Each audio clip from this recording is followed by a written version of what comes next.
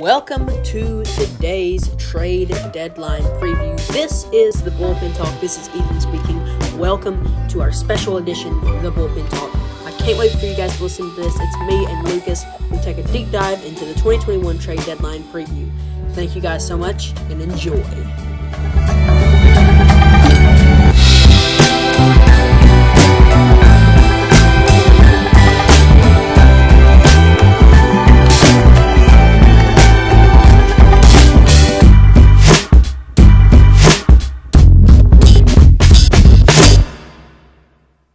Welcome back to a special edition of the Bullpen Talk. I am so excited for today's episode. We've got a trade deadline themed episode. We've got a lot of great topics, and maybe a trade can happen while we are recording this, and that would be pretty cool. All right, so we're going to do a little speed round. I did not tell Lucas about this because I wanted his off-the-cuff answers. All right. Let's go. So this speed round game we're going to play is over or under 500 for the rest of the year. Oh, my. I've got a couple teams here, and I want you to tell me, are they going to make it over or under 500 baseball in the year? Are you ready? I'm ready. All right. The Cleveland Indians, over or under? I got them going over barely. All right. Also over, but barely. The St. Louis Cardinals. Over.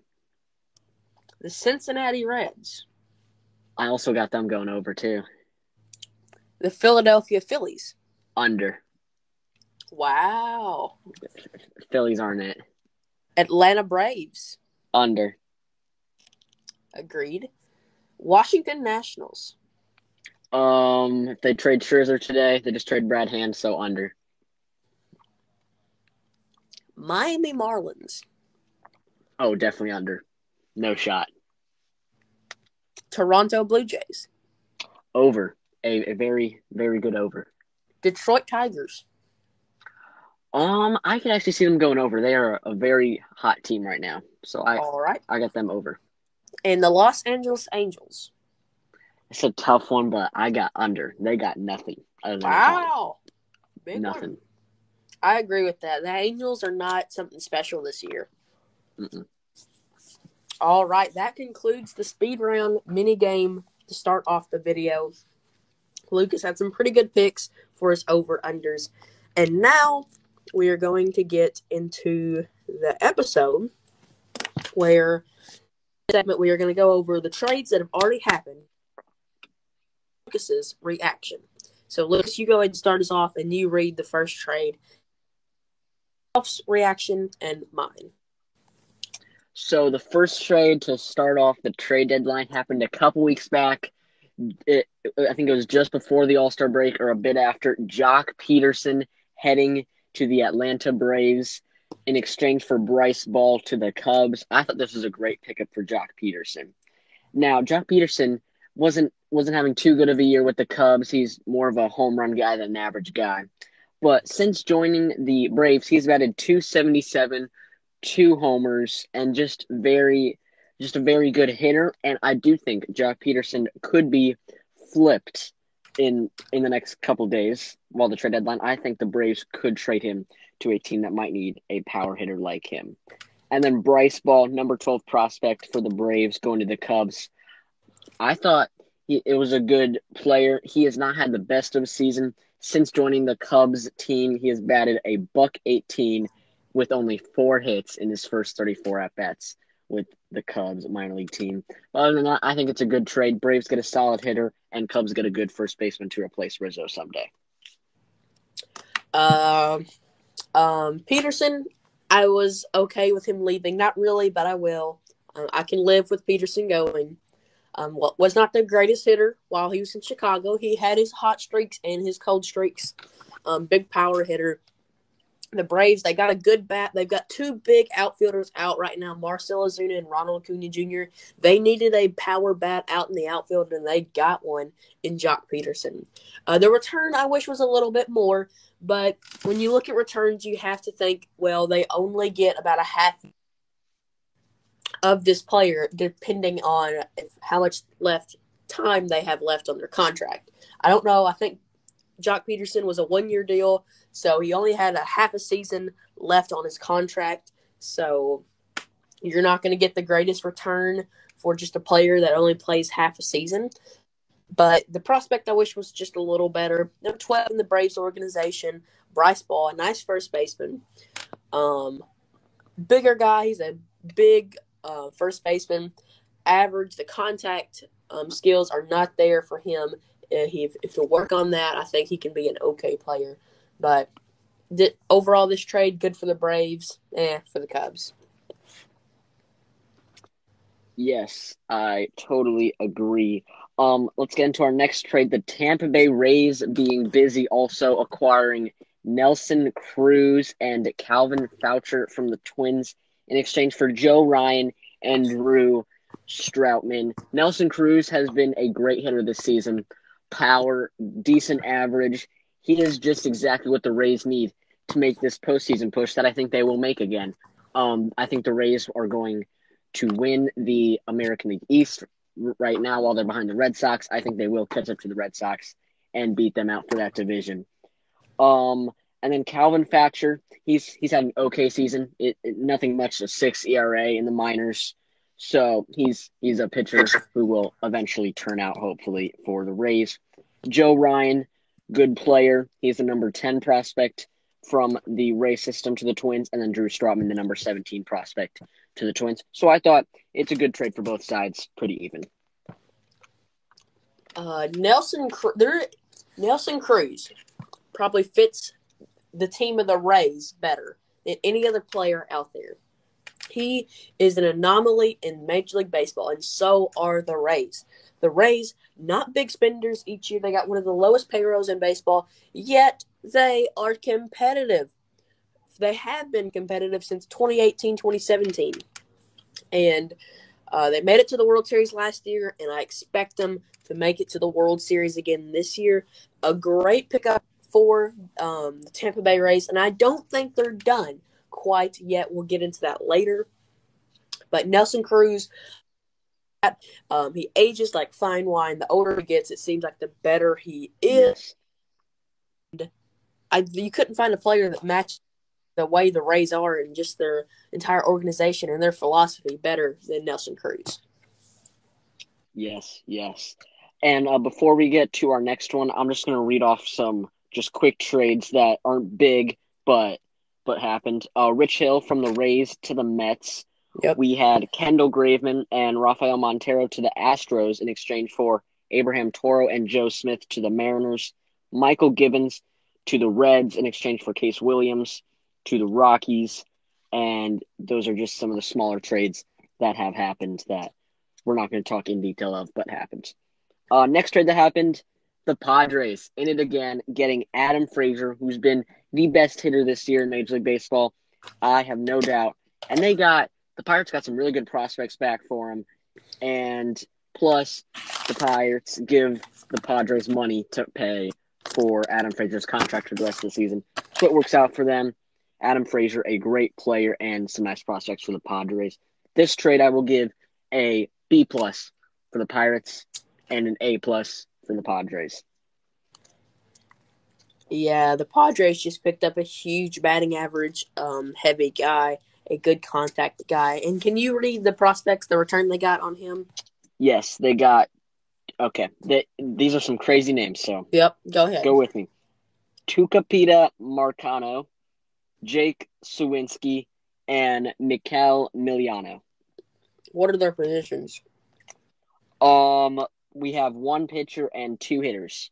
Marcano played in the majors for a couple games this year. Okay. Batted a $182, 3 RBIs. In the minors, he's batted .267 with 6 home runs. Jake Sawinski in minors this year, .268 with 16 home runs.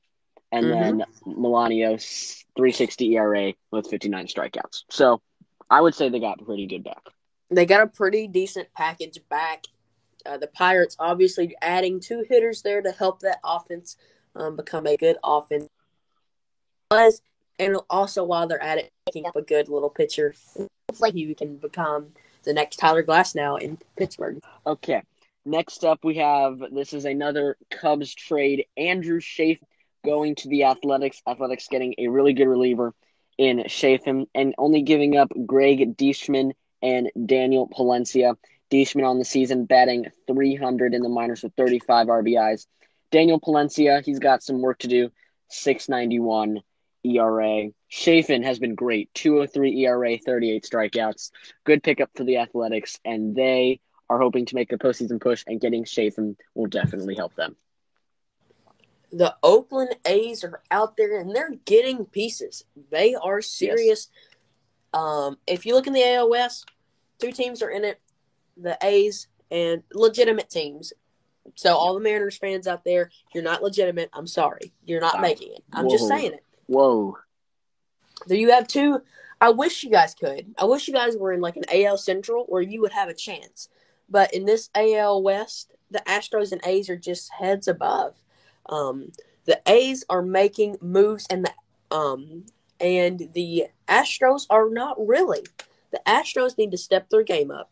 And obviously, if you're the Astros GM, you see the A's are starting to get a lot serious about making a playoff push. They're getting all these pieces, and Andrew Chafin, a great left-handed pitcher out in that bullpen. He was very reliable for us this year, and Andrew Chafin's my man, and I'm sad that he left Chicago. Yes, it can be always hard to lose players at the trade deadline. Me being an Indians fan, it's a yearly thing. We got rid of our number 1 prospect, Mejia, in 2018, but got Brad Hand back. In 2019, we gave away Trevor Bauer, got Franmil Reyes back. 2020, we gave away Clevenger, got some good prospects back. In the offseason, we gave away Lindor and Carrasco, got some players back. But it's always tough to lose players from your favorite team that you always loved. But not if you're an Athletics fan. You are getting a lot of players back. They made another trade yesterday, giving away Jesus Luzardo for Starling Marte, straight up. This is a beautiful trade. Marte is a great outfielder, good leadoff hitter, can help that outfield tremendously in Oakland, and only giving up Jesus Luzardo, who did not have too much of a good season in the majors. They had to send him down. And I think the Athletics won this trade, even though Luzardo is with the Marlins through 2026. Athletics got a great hitter in Marte. How much time do the Athletics have in Marte? Just the rest of the season. Oh, okay. So half season. Yes. I like the bat. I don't like the return.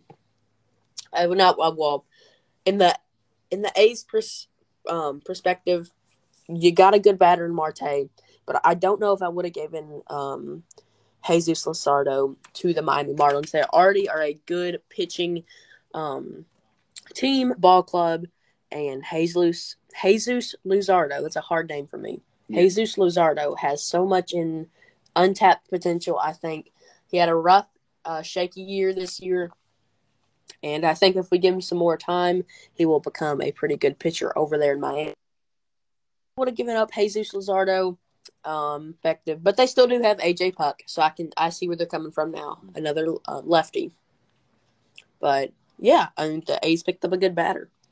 Astros, you better watch out. They're coming for you. Yeah. I mean, the Marlins rotation coming in these next couple of years, it's going to be solid. Sandy Alcantara, Jesus Luzardo, Sixto Sanchez, Pablo Lopez.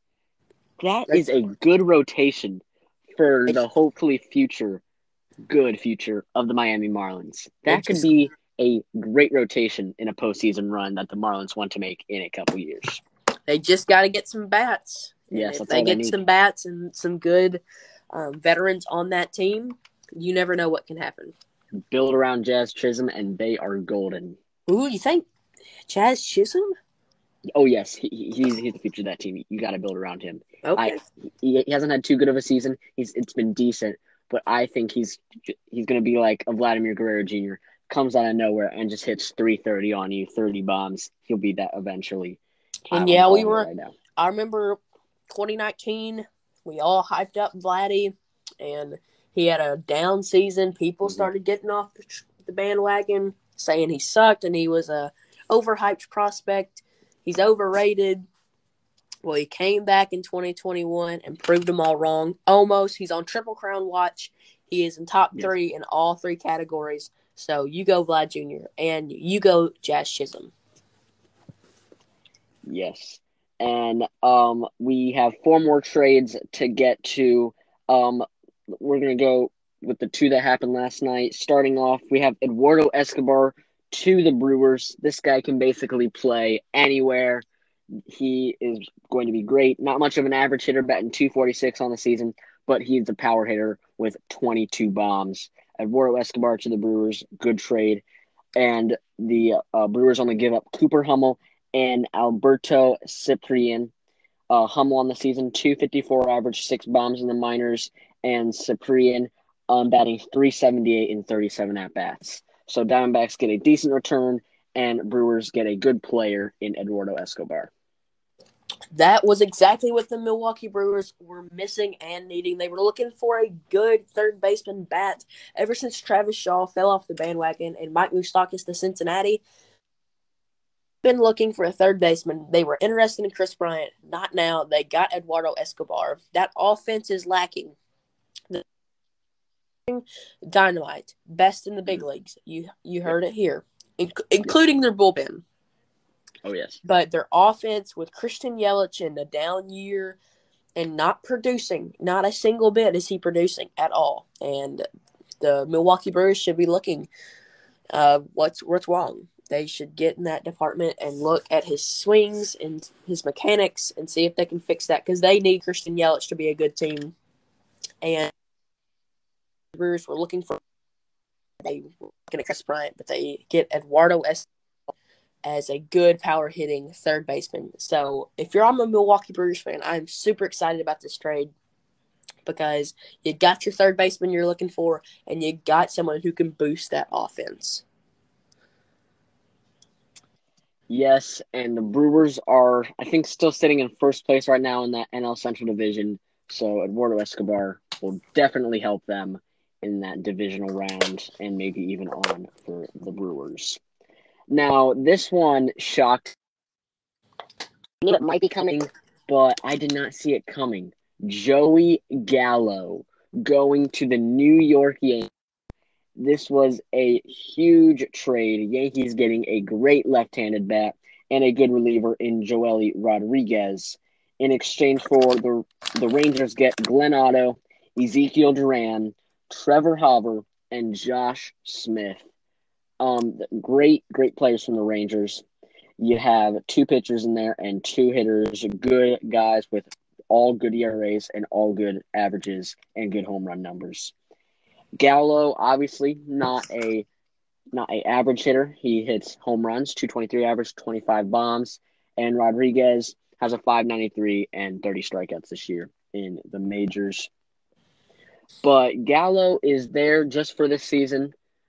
Through this season and 2022. Yankees have been struggling this season. I don't know if they're going to make the postseason or not, but they're definitely going to try to make a push with this trade here. And a shout out to the Yankees, not giving up any of their top 10 prospects to get Gallo. They have some great prospects. They just have great depth. And for that, they give away good players, but not any of their top ones. So, clapping for the Yankees for sure. Joey Gallo is the definition of he is a player of the current baseball climate. Man, I'm a batting average guy. The batting average scares me, but the walks are nice. I like that his on-base percentage is okay. So I can actually take a breather. His batting average is .232, a terrible batting average. But I kind of breathe again because his on-base percentage is okay. But what terrifies me is their strikeout numbers. Holy crap. You cannot strike out that many times and be a good hitter. I'm just going to say it. I don't like Joey Gallo too much. I think he's a pretty good defensive right fielder. Nowhere near. I think he is a star in the major leagues. It's not going to help the New York Yankees. I'm just going to say it. Because what's going to happen is a Giancarlo Stanton situation. He's going to come there. He's going to strike out 5 times in a game. They'll have some really good down, they'll boo him. And I don't know if this is going to work out for the Yankees. They're definitely not making the playoffs this year. There's too many good teams in the AL East, too much competition. The Yankees have a lot of ground to make up, and I don't think this is it. In the Rangers' hand, you guys weren't going anywhere. Joey Gallo wasn't really going to help you guys either, and you got 6 prospects, and hopefully one of those can be a really good player for you guys. And y'all have Jack Leiter, just signed him, so you guys are set off pretty good. Yes, Rangers will be good, hopefully, in the coming seasons with all these prospects that they'll be getting and the rebuilding mode. And we have some trade deadline news per Ken Rosenthal. The Dodgers are looking to package together Daniel Hudson, the reliever, and Max Scherzer together and have them come to LA. Not sure what that package is going to be. The Dodgers are going to have to give up a lot to get Max Scherzer and Daniel Hudson in one package. But per Ken Rosenthal, that's what they are trying to do. Ethan, what are your thoughts there? Daniel Hudson is a good relief pitcher, and Max Scherzer, back in 2017, he was the number 1 guy in my eyes in the National League. Wow, that's a huge package. The Dodgers are going to have to give up someone huge. I think they're going to give up Gavin Lux, maybe. Right? Yeah. Yeah. I think Gavin Lux has to go. I could see a Gavin Lux Dustin May or a Gavin Lux Tony Gonsolin. Mm-hmm. I feel like that would be pretty fair. Yeah. Because they're not getting Max Scherzer for an entire season, are they? No, he's a free agent after this season. Okay. So I feel like it'd be a lot, but it wouldn't be too much. Yeah, I feel like Tony Gonsolin and Gavin Lux are going to head to Washington, if that happens. Okay, I like it. Max Scherzer is also pitching in Game 1 today of the Nationals doubleheader. So we will see if he gets pulled randomly when he's doing good. Then we'll know something is going up. So definitely keep our eyes on that game today. And it was just confirmed, just announced official by the Cleveland Indians and the Chicago White Sox. The White Sox getting Cesar Hernandez in exchange for Connor Picklington to the Indians. So the White Sox are getting a filler for this season. That because Nick Madrigal is out for the season, they get a good second baseman, Cesar Hernandez, who usually hits for average, but is batting only .231 this season, but has hit a career high 18 bombs. He hit one yesterday. Cesar Hernandez, trusty White Sox fans, you are going to like him. Not sure where he'll be batting. But another reason why I thought the Indians got a bit shorted is Hernandez has a club option for next season. So maybe they could have gotten 2 players out of it, but whatever. I will take Connor. He is a good pitcher, 3.48 ERA. And yeah, Cesar is a good hitter. Not sure why the Indians would trade to the White Sox because that's their division. That's who we're trying to chase. But whatever. Hopefully the White Sox make the playoffs and Cesar is there with them, and I will cheer on Cesar. Yeah, Cesar Hernandez, not going to match what Nick Madrigal did. And White Sox, I don't know why they really got him. They didn't need him. They were already a World Series ready team. Indians, I don't know where the Indians are. I don't see the building stage happening. Just like the Indians, you're in limbo. I don't know. Indians can literally not afford money-wise to go into a rebuild mode. So just got to keep doing this. That's why we do what we do. And our final trade that has happened, Brad Hand, the closer from the Nationals, going to the Toronto Blue Jays in exchange for Riley Adams, the number 17 overall prospect in the Blue Jays system.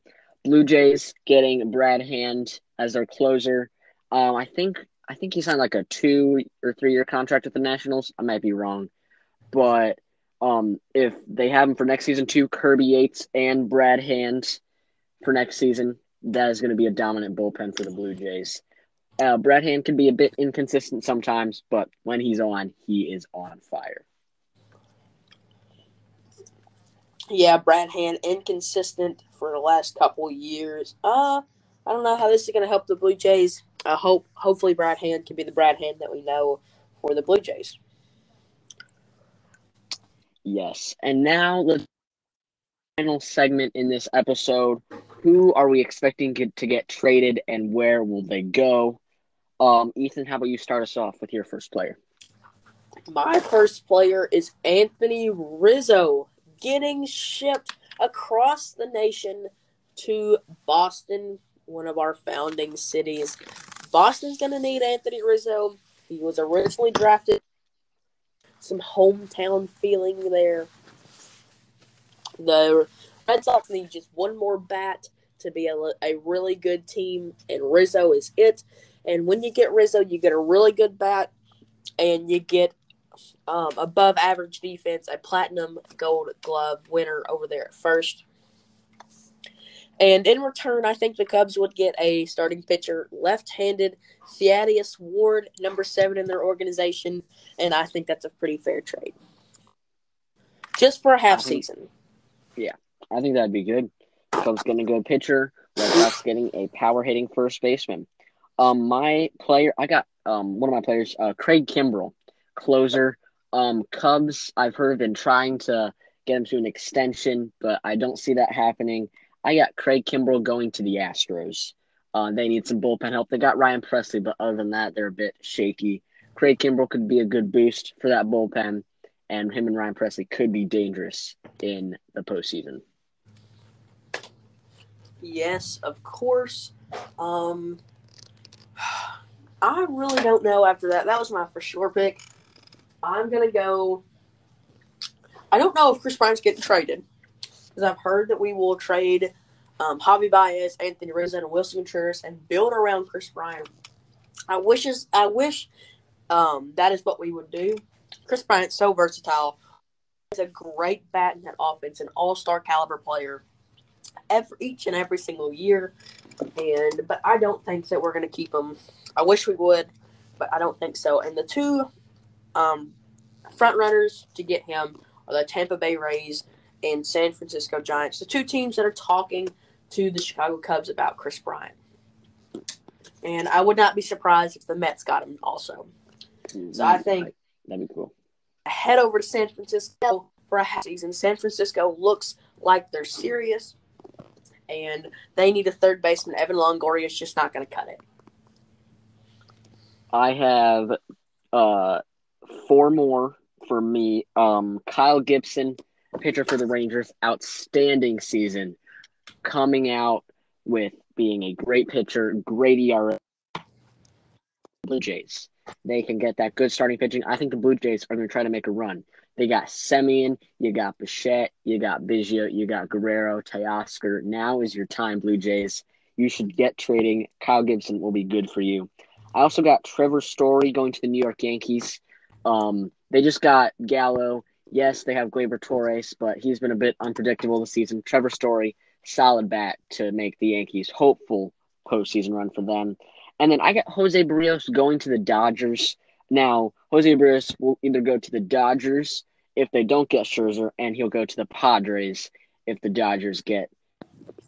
So Barrios, either the Dodgers or the Padres. And then my final one, Richard Rodriguez, Pirates closer right now. He will be going to the White Sox for some bullpen help there. And we'll see what they could get for him. But that is all my trade deadline predictions.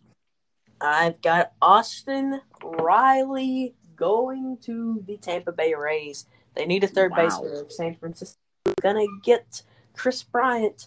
You need another third baseman than Kris Bryant. Austin Riley having a little bit of a down year, but he's picking it up as of late. Austin Riley to Tampa Bay Rays. Huge pick.